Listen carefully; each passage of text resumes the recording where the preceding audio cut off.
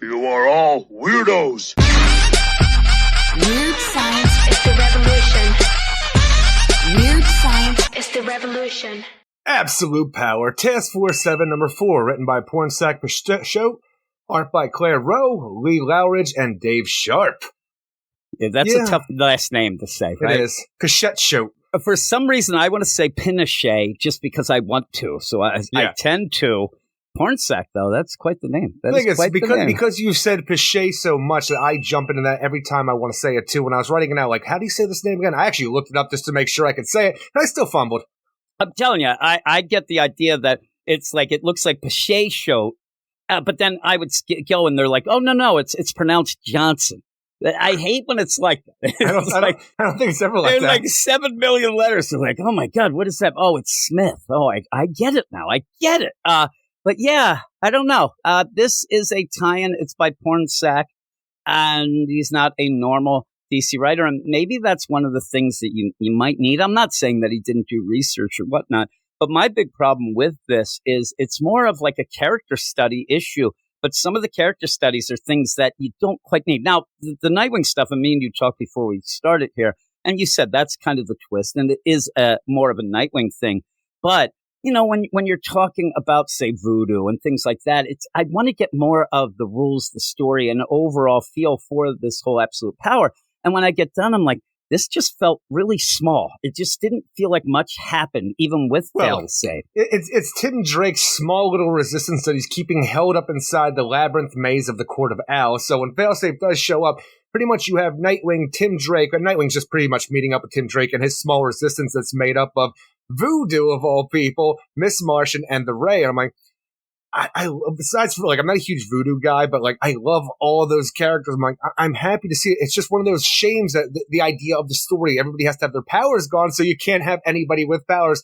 Ultimately, you're just left with, let's do some pew pew bang bangs at the failsafe and throw some C4 at it because that's all we can do to try to survive. Yeah, that's about it. And with all of that, they didn't beat failsafe. He even says, I mean, they didn't beat him with more people, but we got away. But in this, they end up doing that. But one of the big things, I mean, it's a Miss Martian deal where she's upset she doesn't have her powers. There again, it's not a bad line, but it's one of those things. I want more absolute power. But when it talks about how Miss Martian, she's ashamed of her kind, so she ends up as the guise of a teenage girl, and that's okay. It sets things, but it doesn't do anything for the whole story. Especially since you don't see her, though, in a long time. When was the last time we really saw her outside of that one Titans series that was very short-lived, and having her in that weird, I don't know, was it a backup where it was like her and Superboy were just dating out of nowhere and then never mentioned again? Yeah, but wasn't it? Was she in the Justice League? No, I can't remember. I'm going with the whole deal. At one point, I'm saying that everybody was in the Justice League during Scott Snyder's run. Like, we have Mark Waid's Justice League Unlimited coming up, but back during Death Metal times, we had that already, just not in name. Yeah, so when we have all this stuff going, though, again, you kind of go in, you see the Ray, you see Miss Martian. Now, I do get that. I love the Ray. Yeah, I do too. And I think that at some point, maybe somebody would say, hey, you got to kind of introduce the Ray a little, which he does, but they don't have anything to do. I mean, they don't have power. Even the idea of introducing the Ray, which is an odd thing, because I don't know if we've really seen him since Steve Orlando's Justice League of America run at the beginning of Rebirth, because even then it's like, yeah, he was a shut-in for a while, so things bother him when he sees violence. That is the amount that you get with Ray, besides for that he has light powers. So Ray is just pretty much a background character as well as with Voodoo. Yeah, and it really shows, I mean, one of the things that you can go with, it's almost like an examination of what characters mean nothing when they don't have their power. And most don't, but I mean, the Ray, he's kind of done. And even with the Steve Trevor, pseudo backup that just jumps in the middle of stories at times, we have the idea where they even talk about, these heroes ain't shit without their powers. You have the Task Force 7, foot soldiers, the Amanda Waller foot soldiers, just going around talking shit on everybody. Because for some reason, I don't even think that, Ralph Dibny did anything wrong. I think they decided, let's beat the shit out of the big nose guy. They're like, look at that guy. That guy's a jerk. And he's like, you shouldn't beat me up there. Like, that's a stretch. And then beat him up, Eric. They have action hero lines. You've earned it. I do like when Ray Terrell, he ends up having, he has the gun and it looks like Han Solo's blaster. It looks just like it where he has it. That's your favorite part? Yes. There's not much going on here. Yeah, it looks like Han Solo's blaster. But that's the thing here. I guess one of the things you could center on is what do they do without powers? They're adjusting, but you don't have a lot of real estate. So you end up with Ray doesn't like guns. He doesn't want to touch it. But then later he's rooting, shooting, blasting. I mean, he's going for it. And Miss Martian trying to control even the strength. idea of not having a lot of real estate to really show you what they can do or not do because of not having powers. You're also stuck in a very, for the most part, plain location of just, hey, remember when Batman was stuck in the labyrinth and he spent all that time by the fountain with the poisoned water? Mm-hmm. Yep, yeah, that's where we're going to hang out. That's where it's we just are. like an all-white room, essentially. Well, granite looking. And with that, you are in the maze of owls. You don't even really utilize it. You're not going to utilize it. They're there just in a room. And then they say, well, this is a good idea. Tim Drake's down here, smart guy. Hey, failsafe will never come here until either Voodoo leads him there or he's just waiting. I mean, I'm like, I thought he was going to be here, but he is. He came here. Yeah, he's there. I mean, that was the big thing of them trying to regroup. But even then, you go through a bunch of pages of, Nightwing being a good guy. He's trying to, and I really thought that you could have went. Leader. Well, you could have went with more of the Martian or Miss Martian of like she doesn't want people to see her like this. She's more of the idea of not being able to control her strength and power, and she says, "I can't really help. I can't help." Even the idea that her being a telepathic race, she doesn't read people's minds without their permission, but she always hears that constant hum that allows her to know that she's connected to the rest of the mind's world. And without her powers, it's just silent. She has no idea how anybody lives like this because she's alone for the first time in her life. And that was cool. At that point, you end up having. She says, I'm lonely. I'm afraid I'm going to kill somebody, whatever. And I wanted Nightwing first to say, you're not alone. We're here with you. But it is funny. And people do this all the time. Now, it probably wouldn't have been something we would even mention 20 years ago. But you have to spell out, I never read somebody's mind unless they want me to. I don't do that. They always have to do that now. But you end up where she says, and again, that's a nice little character moment. But what does it do overall? What does it give us? And I want more absolute power. This is the idea. This is where, absolute power between the two regular absolute power issues. You have the rest of the relay teams. They got to keep running. They got to hand it off. And I have to keep my, momentum up of what's going on. And this kind of did bore me. It was nothing really. By the end, I'm just like, okay. You see, they're making a Stargate at one point when we get to it. I'm like, all right, like that's why are we making a Stargate? I don't know. And I'm like, it's not even like we're just joking. They're making this is a honest to God looking Stargate that they're making in Gamora's prison right now with all the villains that they've captured already. You can only imagine when we already saw the boom tube stuff with Amanda Waller that maybe she's building a bigger one, or she's building actually a Stargate where they can go somewhere else if things go wrong. I don't know. But when they talk about they done shut down our mother box to Zarnia for some reason, or possibly, again, I say that's just an idea that may have happened when the explosion in her tomb on Zarnia hit. Who knows what, but maybe we lost the mother box, and in case we do lose our mother box, we need to build a Fargate. Yeah, I'm looking at the start, and even then when you end up having Dr. Savannah and Multiplex where they're going down, they're being led down there, and we'll get to another big thing that I don't quite understand, but when they get to the Stargate, and Multiplex says, you really want to see how much worse it'll get for us bad guys? I'm thinking, do you know what this thing is? Do you think we know? Because I want to know what this thing is. Like, he almost like is saying what they're going to be using this for or whatnot, but I don't know. There's Mala up there. You see Mala hanging there? I saw Pretty Mala, cool. but I was also looking for the Brain to see if there was a continuity issue since Mala killed the Brain in the Doom Patrol series. But the one thing that you do see here is that I don't remember if it was Absolute Power number 2, where we had that big, computer screen with everybody who's been captured and everybody who's still free. We saw on that for some reason Killer Croc was on the list and he was free, but it looks like he's done been captured. He done got caught. There's that Aztec over there. We got a lot of crazy things going on. I don't even know half of these people there. poor Captain Coley's there. He's working on like the gizmos and gadgets there and nonsense. But yeah, you have all this going, but I don't know what that is. It's a Stargate. We'll see. But even before that, when you do a fail-safe fight, the, Nightwing, Tim Drake, Robin, all these, and Ray and Miss Martian, it's just a fight. I mean, they're just going back and forth while it is you a end fight up having fail-safe.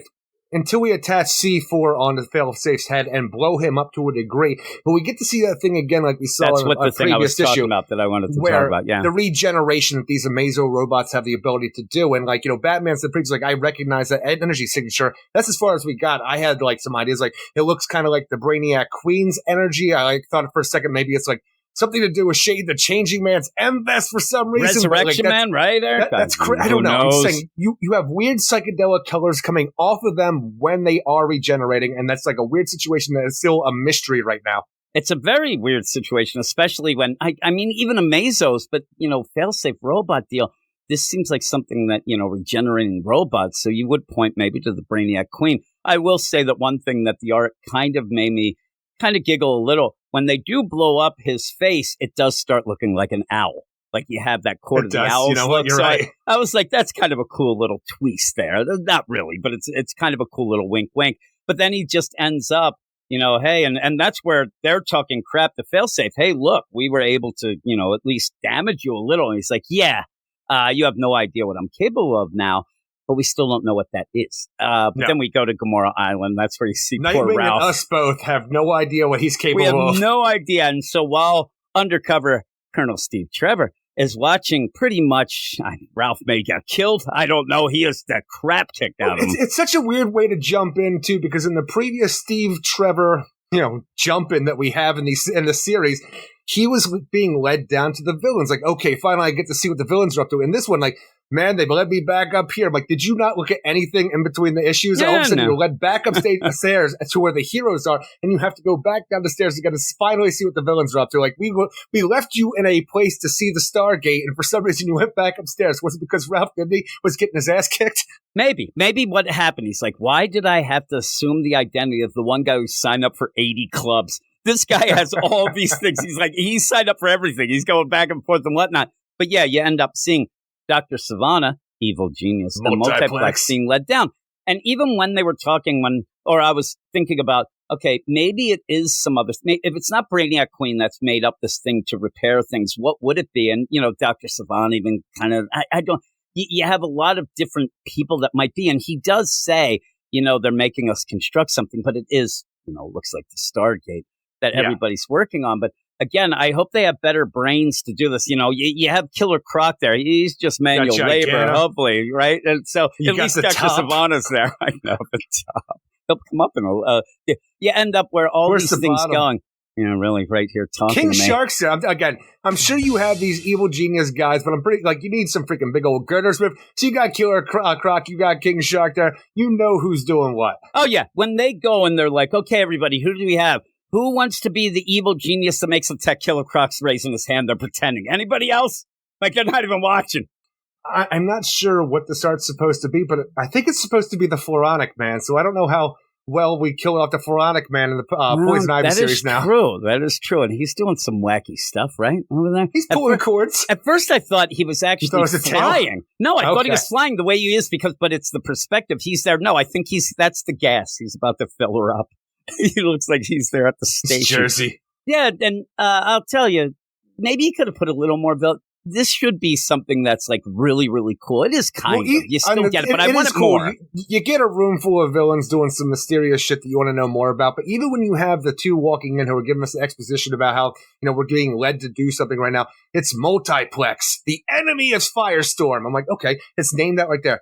Dr. Savannah. Evil genius. I'm like, I don't understand what we're doing here, because wouldn't you then say the enemy of Shazam or the captain? Because it just feels like, is Multiplex not evil genius enough? He's just the enemy of Firestorm? No, he's just the enemy of Firestorm. And he's pissed because Firestorm hasn't had a book in a while. He has nothing to do. Maybe both.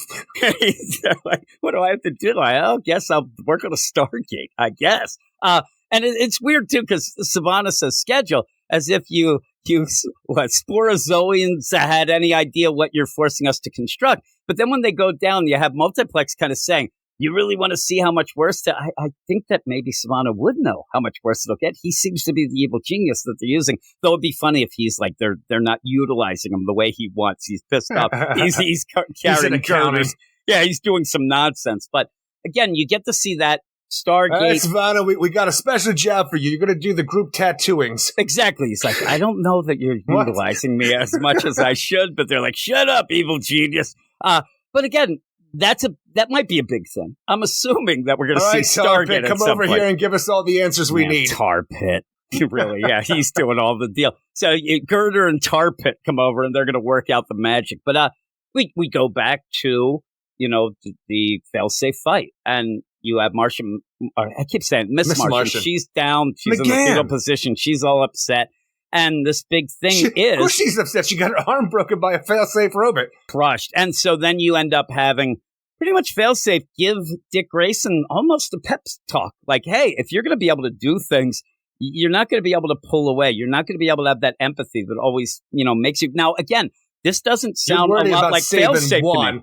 And I'm worried about saving billions. This sounds like Zur-En-Arrh. This sounds completely like Zur-En-Arrh. Failsafe, who was only programmed to be there in case Batman kills, would not push them to go. It's more of a Zur-En-Arrh thing. So maybe, again, it is, but also Failsafe was programmed by Zur-En-Arrh. Was, yeah. It's still, but again, it is that it's more of a Zur-En-Arrh talk, whether or not Zur-En-Arrh is in there. And it's almost egging, Dick Grayson on so that he does worse things, but, That's where it seems kind of to be the deal. big idea going into, or leaving this issue, actually, is the idea, in order for our heroes to win, because right now Failsafe is giving us a monologue about how the heroes never cross the line. They always do, like, what they feel is, like, the right thing to do, but they never think bigger on a larger scale like he's willing to do, like Amanda Waller's willing to do. And if they are going to win, they are going to have to be colder, more calculating, something more of a Zur-En-Arrh, and they're not willing to do that, so that's why Zur-En-Arrh knows that he's going to win. The weird thing about this, though, is, like, the idea of cold and calculating, how they could really start winning is by killing robots. They're not going to have any problems with that. If they can dismantling. If they can take down the Amazo robots, get rid of their soul, and even Failsafe, Brainiac Queen. Oh my God, get rid of their soul. I don't think that you really need to, like, oh my God, your empathy and whatever, because they're robots, Eric. We don't care. But the thing that the empathy seems to be is on the teams themselves. I mean, in this, you have Dick Grayson really upset about Miss Martian trying to protect her.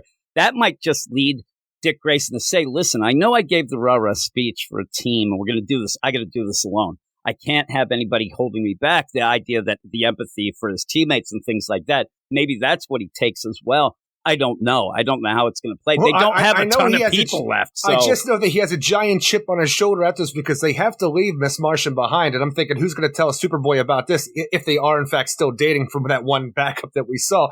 But the idea is like, if something happened to her, I'll storm Waller's prison myself and feel sorry for anyone trying to stop me from tearing that damn robot apart limb from limb. So I'm like, this isn't exactly Nightwing, so maybe he is going to cross that line and be what he needs to be, more than just the dutiful hero. Well, we'll see. But again, if he goes in nowadays, Nightwing, if he goes in and even says something like slightly mean to Amanda Waller, you go, holy crap, what happened to this guy? Because he don't do anything like that anymore. Like, he's up like, I'm gonna get you. We're like, whoa, what's happened? What got into that guy? I'm gonna get you. One of the things that really worried me in this was when you end up having Miss Martian say, leave me behind, I'll make a mistake and get people killed. And he said, McGann, you die in bold. You die before you let that happen. We both know that. I'm like, oh God, why'd he say that? Why'd he say that she's gonna die? And then she ends up getting taken.